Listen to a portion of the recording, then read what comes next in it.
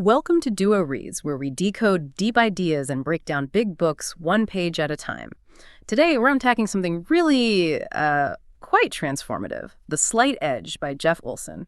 Our mission right now is, well, it's to uncover this surprisingly simple yet profound philosophy. You know, the one that explains why some people achieve extraordinary success and happiness, while others, well, they often feel stuck and struggle.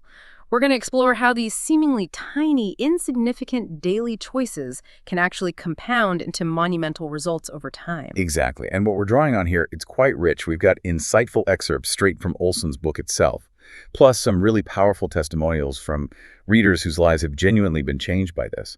And of course, the author's own candid story, his journey, all these pieces, they consistently point towards this universal truth about progress and fulfillment, a truth that honestly often gets overlooked. Yeah, it does. So have you ever looked at someone who seems to, I don't know, effortlessly achieve their dreams, maybe in their career or health or relationships, and you just wondered, what is their secret? It's so easy to assume they've got some special talent or, they got that big break, or maybe they just know something we don't.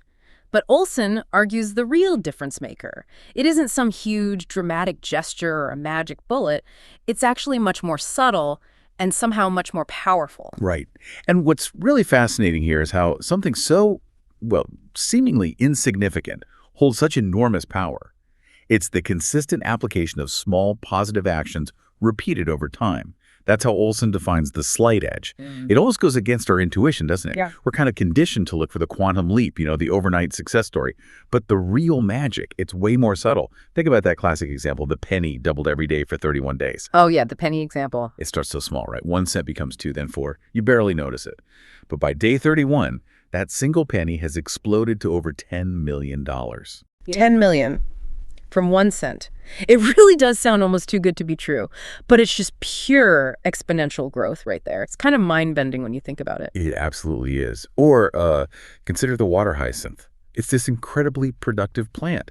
A single one can double its size every single day by putting out these little daughter plants.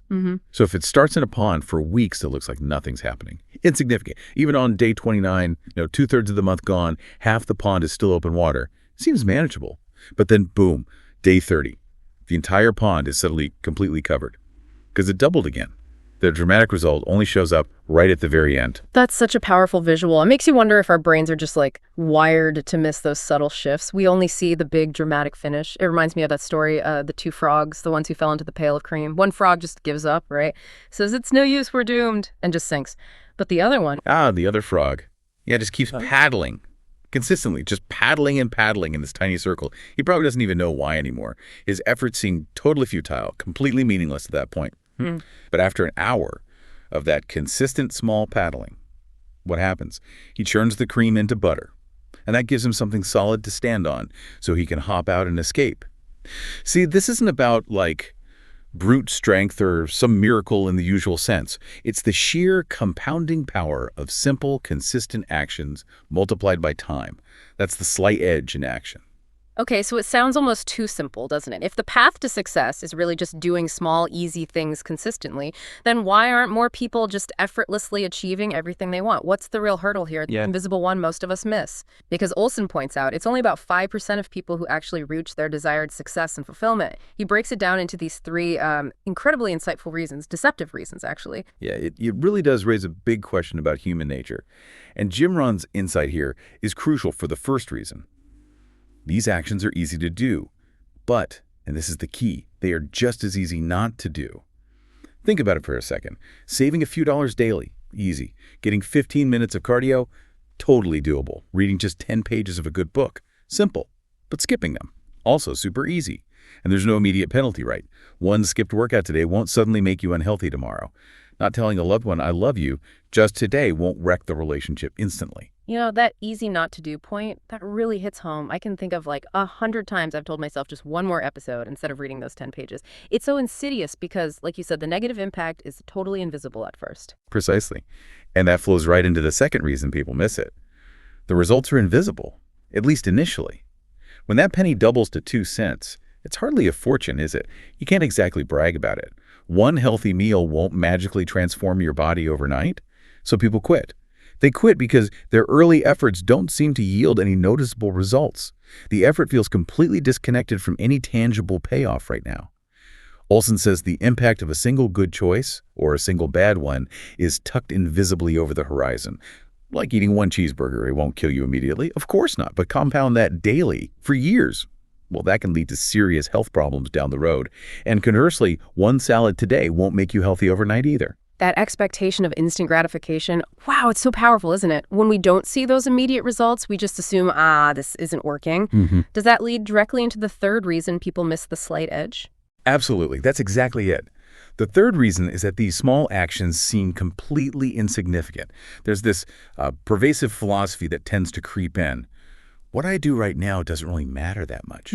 Skipping one gym day, having one cheeseburger feels like nothing in the grand scheme of things. We tend to focus on the dramatic stuff, right? The heroic acts we see in movies, the hero leaping off an exploding building or someone winning the lottery. But real-life success, it's usually not dramatic in the moment. Think about fastening a seatbelt. It's a mundane, totally undramatic choice. Yet, it saves thousands of lives every single year. It's those undramatic, seemingly insignificant actions repeated consistently over time that profoundly shape your life's outcome. Okay, so if the secret isn't really about grand gestures or some innate talent, but about, as you say, mastering the mundane, where does this philosophy actually show up in our day-to-day lives? Where can we start applying this slight edge to see real change, especially in those areas where we feel, kind of stuck? Olson mentions it applies across 7 key areas, doesn't he? Yes, exactly. If you connect this to the bigger picture, the slight edge principle, it really applies to everything: your health, your happiness, relationships, personal development, your finances, your career, and even your positive impact on the world. Let's take health, for example. Valerie Thomas, one of Olson's readers, she shared this story about her daughter. Her daughter had gained a lot of weight because of some medications.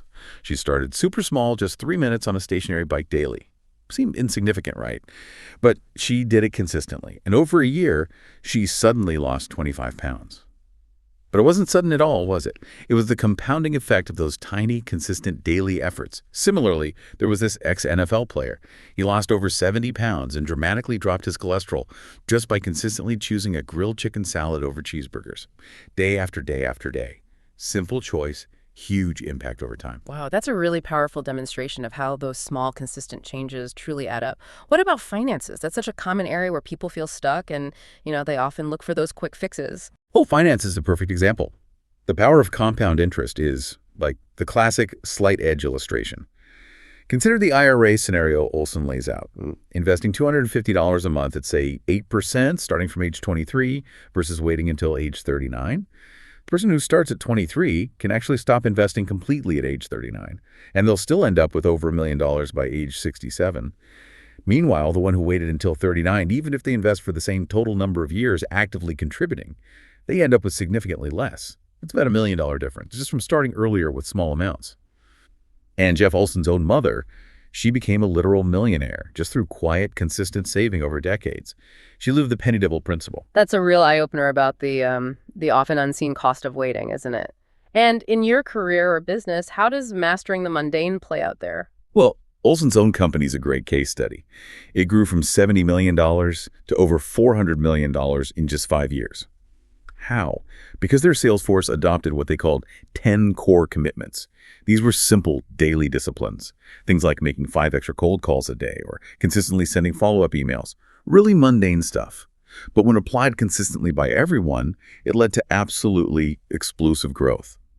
There's also that story he tells, The Anatomy of a Breakthrough, about building his German sales force. His strategy was basically find Germans and consistently follow up. That was it. It was, by his own admission, an imperfect plan. But sheer persistence, even through delays and seemingly random encounters, eventually led to this massive multi-million-dollar organization. So it's less about having this perfect complex strategy and much more about just consistent, simple action. And that's actually a relief for those of us who get bogged down in over-planning. How about personal development? Personal development.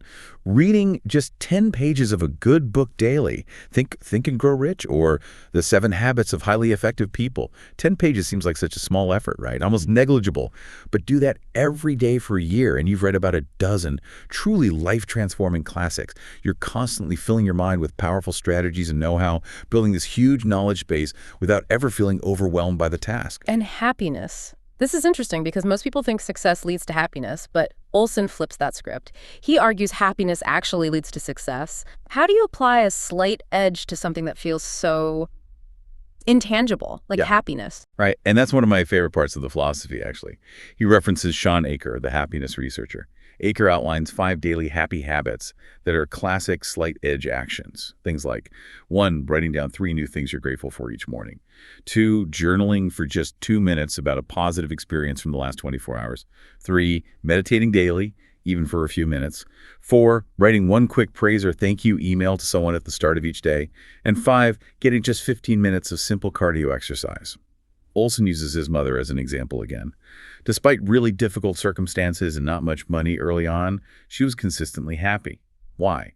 Because she practiced these kinds of daily habits. She made happiness a choice, a practice, not just a reaction to circumstances. That makes so much sense. Those small acts of gratitude, connection, mindfulness, they really can shift your entire mindset over time. It's not about finding happiness out there somewhere, but actively building it brick by brick. And what about relationships and making a positive impact on the world? How do these tiny choices play out there? Well, Olson talks about his daughter, Amber, who grew up understanding this principle. She learned from him how to break down huge goals into small, consistent chunks.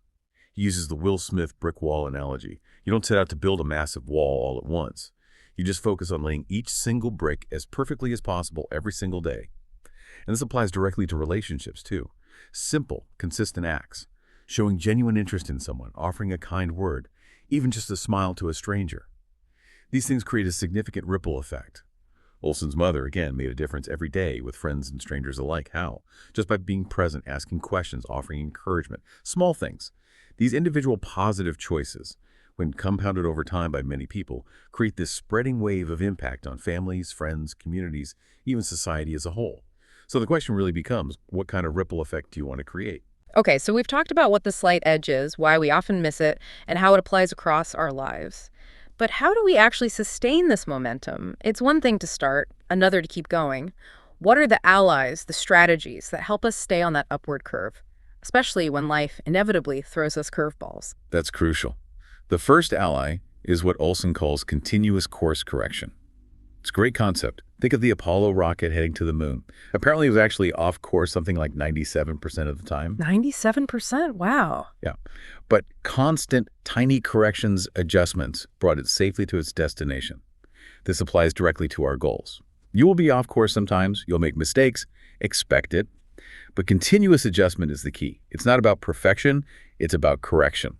Remember Thomas Watson, the founder of IBM? He famously said, double your rate of failure. It's not about trying to avoid mistakes. It's about embracing them as essential learning opportunities. You gain power through doing, even if it means failing more often initially. That's such an empowering way to look at it. Failure isn't the enemy. It's actually part of the fuel for the success journey.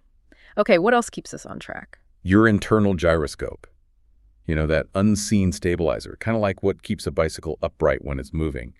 That's your philosophy. And Olson argues this is the most critical ingredient of all. Your philosophy meaning what you know, how you hold that knowledge, and how it affects what you actually do that drives your attitude, which then drives your actions. Our subconscious mind apparently runs like 99.99% of what we do on automatic pilot. It's just habit. But by making conscious, consistent, slight edge choices every day, you're actively programming that subconscious. You're setting it to keep you on the upward success curve, almost automatically. So if your core philosophy is strong and positive, it acts like that gyroscope, guiding you even when you're not consciously thinking about every single little choice. That's a really powerful metaphor, like programming your own internal autopilot for success. Very cool. And what about the people we hang out with? That feels incredibly influential, doesn't it? For better or for worse. Oh, absolutely. It's hugely influential. That's the law of association. It's the idea that your income, your health, your happiness, even your level of personal development, they tend to become the average of your 5 closest friends or associates. So if you consistently hang around negative people, people who complain all the time or constantly dwelling on the past, it becomes nearly impossible to maintain a positive, forward-looking philosophy yourself. You get dragged down. Napoleon Hill, way back in Think and Grow Rich, talked about creating mastermind groups for this reason, surrounding yourself with like-minded, achievement-oriented individuals who can support, challenge, and leverage each other's success. Now, Olson acknowledges it can be really difficult to disassociate from negative influences. especially if they're loved ones. But he stresses how crucial it is to at least manage the quality and quantity of those interactions to protect your own growth path. It's not about judging them. It's about consciously choosing influences that empower you. Right. So strategically choosing your inner circle, or at least how you engage with it, makes sense. And finally, you mentioned the critical power of completion and reflection. Why are these so important for staying the course? Well, completion, actually finishing unfinished tasks, no matter how small they seem, it frees up enormous mental energy. Valerie Thomas, the reader I mentioned earlier, she talked about clearing her basement. 17 years worth of clutter. She did it just one box or one bag at a time, but each little completion built momentum. See, incompletions keep the past alive and weighing you down mentally and emotionally. Each task you finish, however small, adds to your sense of progress and pulls you towards the future. And reflection, that's all about accountability and building awareness. Instead of just planning what you're going to do, Olson suggests, at the end of the day or week, you write down what you did do that forwarded your success. Did you actually read those 10 pages? Did you make the healthier food choice? Did you connect with a positive associate? This daily or weekly review helps you see the progress that might otherwise be invisible. It helps you course correct early and often. It's like checking your own personal slate edge radar, just making sure you're still heading up that curve. Okay, so tying this all together, what does this mean for us, for you listening right now? Jeff Olson kind of distills it down into 7 key habits for success that really embody this whole philosophy. They are: show up consistently, be consistent in your actions, have a positive outlook, be committed for the long haul, not just a quick fix, cultivate a burning desire backed by faith that you can achieve it, be willing to pay the price, the small daily efforts, and finally, practice slight edge integrity. That's about doing the right things, the slight edge things, even when no one is watching. Yeah, and what's truly striking when you step back and look at it is how incredibly close the success curve and the failure curve are at the beginning. They run almost parallel, practically indistinguishable at first. The only difference is those small, simple daily choices, the ones that are easy to do and just as easy not to do. But over time, that gap widens dramatically. One curve shoots upward like an eagle taking flight, while the other plummets downward. Your daily choices, right now, are quietly, invisibly shaping which curve you are actually on. It's a powerful image. Life is a curve. It's always moving, either upward or downward. You're actually never just standing still. Every decision you make, every single action you take or don't take is moving you in one direction or the other. So the real question is, what direction are your daily choices taking you right now? Remember Olson's point. The past does not equal the future. Your life's ending. It hasn't been written yet, not even close. You are the author, you're the director, and you're the lead actor in your own life story. So what small, seemingly insignificant positive action will you choose to start doubling today? Knowing that these daily choices, the ones that seem like they don't matter much right now, are already writing your story and creating a ripple effect on everyone and everything around you.